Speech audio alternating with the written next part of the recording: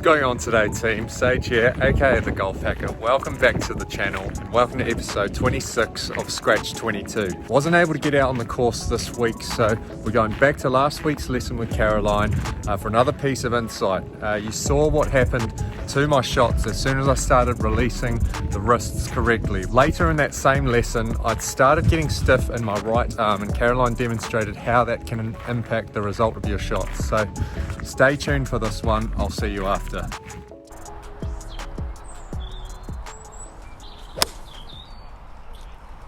That was too tight in that right arm. Could you feel that? So that right arm just pushes that, and then you can't quite get the freedom going back, and then coming back you have to be a bit in that position. But what I'm seeing is a lot better. Sure. But we've just got to now really get the freedom. So if you were to stand here and just hold a club here and just do a bit of a baseball bat swing. Go on, just swing it back. Yeah. Superb. Right, now just stand there. Now just go into your backswing. Stop. So you've got no option but to let it go. Yeah. Now just stand there and hold that right arm too tight and don't let it go. Don't let it go. Don't let it hinge. Try and turn. You can't really, can you? And you're actually letting that hinge. Right. So if you were really locked in that, Yeah. and now you had to swing that back, you've had it. Yeah. Okay, so just stand there again and do that now with your elbows nice and passive. It has to go straight away, doesn't it? So if you turn this, it has to go straight away, and then acknowledge what happens when you go through. Have to give. Yeah. So if you swung at a bit of speed now with this not giving, or this giving, and then this one not giving, you get stuck. So the body can't move because the elbows have blocked the whole movement. Yeah. So a baseball bat swing is a fantastic drill for you to do. So you can do it here. Just stand upright and just get the feeling of how you feel as you've turned.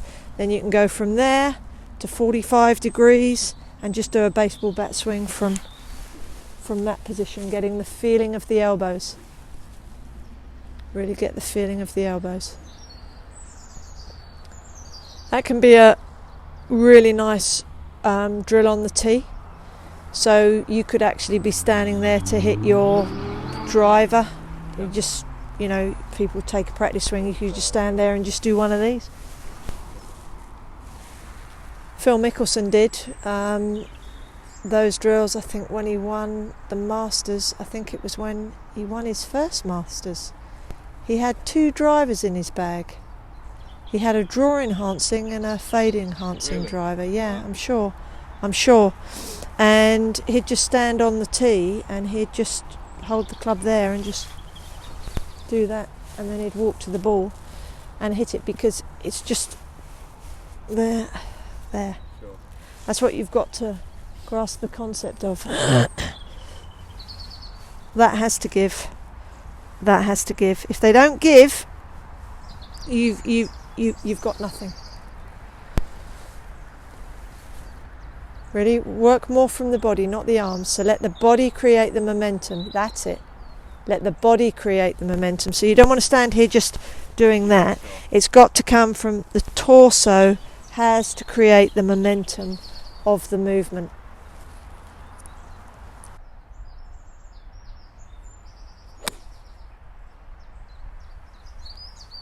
So it's just your mind is a little bit here and there now, and that always happens. Then you just have to go away and settle down. But That's what. when if you go on the course and play today, Forget about it. Yeah. forget about it. Do a baseball bat swing as your whatever, just to try and get that feeling, and that's it.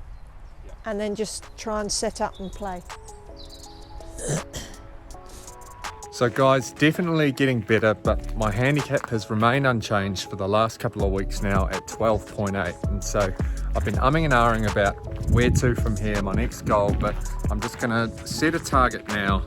July 22 will be a year since I started the channel, and so my target now is to get to single figures by that date. So anything under 10, that's the new target. I will be getting out on the course this week to come, so more course content is coming, but that's it for this week's episode, team. Thanks for tuning in. We'll see you next time. Take it easy.